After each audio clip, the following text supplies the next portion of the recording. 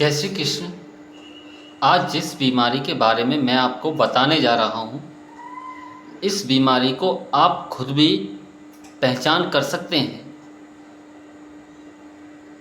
कैसे कर सकते हैं? तो पहले इस बीमारी के बारे में जानिए। इसका नाम है मास्थेनिया ग्रेविस। इस शब्द का अर्थ होता है वेरी सीवियर मसल वीकनेस, कि बहुत ज़्यादा आपको मांसपेशीय कमजोरी हो जाती है। इस बीमारी में होता क्यों है?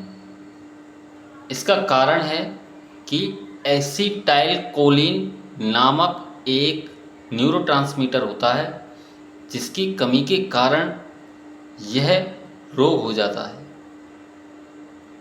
यह न्यूरोमस्कुलर जंक्शन यानी कि नर्व और मसल यानी मांसपेशी दोनों के जंक्शन का डिसऑर्डर है, एक बीमारी है, जहाँ से इनका जो नर्व इम्पल्सेस जो ट्रांसमिशन होता है नर्व के द्वारा मांसपेशी के लिए, वो ब्लॉक हो जाता है।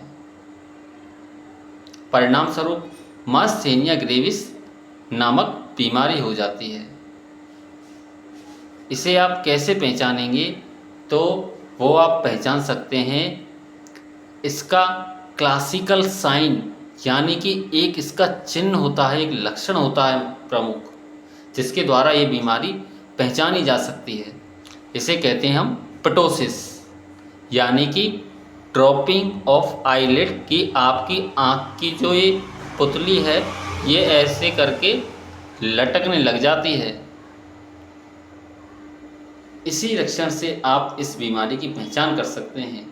और भी इसके लक्षण हैं, जैसे कि खाना खाने में परेशानी होना, खाना निगलने में परेशानी होना, आपको चलने फिरने में बहुत ज़्यादा कमजोरी महसूस होना, बोलते समय आपकी आवाज़ का लड़खड़ाना आदि लक्षण से परिलक्षित होता है।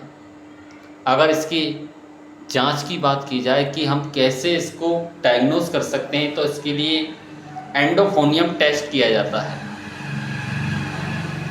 एंडोफोनियम नामक दवाई को हम आईवी रूट से देते हैं और विदिन 2 से 3 मिनट के अंदर, 5 मिनट तक के अंदर जो आपकी आईलिड पेशेंट की ड्रॉप हो रही थी यानी गिरी हुई थी, अब वो धीरे धीरे सिकुड़ के पहली जैसी नॉर्मल, जैसी अब आपकी पलक है,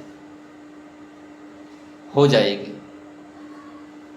तो अगर यदि ऐसा होता है जांच करने पर, तो इससे हमें अनुमान लग जाता है कि हमारी एंडोफोनियम टेस्ट पॉजिटिव है और पेशेंट मास्थेनिया ग्रेविस नामक बीमारी के साथ में सफ़र कर रहा है। अगर ट्रीटमेंट की बात की जाए तो इसकी ड्रग ऑफ चॉइस पाइरिडोक्सिमाइन इसकी ड्रग ऑफ चॉइस रहती है। साथ में हम, क्योंकि इसके होने के कारण हैं, उनके कारणों को भी ठीक करना एक मुख्य पहलू रहता है ट्रीटमेंट का। तो ये परेशानी डेवलप किस कारण से हुई है, डिपेंड करता है ट्रीटमेंट इसका कारण के ऊपर।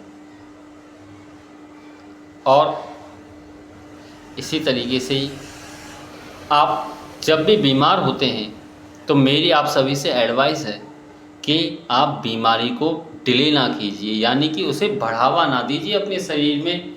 आप उसे लंबा खींचते हुए चला जाते हैं, खुद से ही आप दवाइयाँ लेने लगते हैं, तो ऐसा आप बिल्कुल भी ना करें। अगर यदि आप ऐसा कर रहे हैं तो अपने स्वास्थ्य के साथ में आप खुद छेड़छाड़ कर रहे हैं।